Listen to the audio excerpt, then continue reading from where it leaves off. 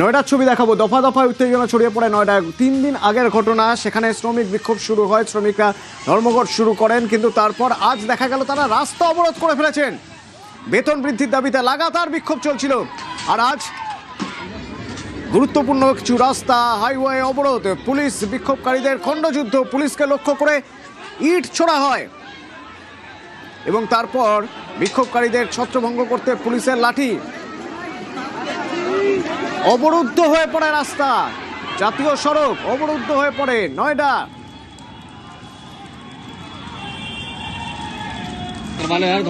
শ্রমিক বিক্ষোভ, শ্রমিক আইন মেনে বর্ধিত বেতনের দাবিতে বিক্ষোভ। একাধিক গাড়িতে ভাঙচুর, আগুন। নয়ডা ফেজ 2-তে তুলকালাম, বাজানো গেছে শেল পুলিশের। বর্ধিত বেতনের দাবিতে 3 দিন ধরেই বিক্ষোভ চলছে। সেক্টর 62 থেকে দিল্লি ঢোকার সব রাস্তায় যানজট।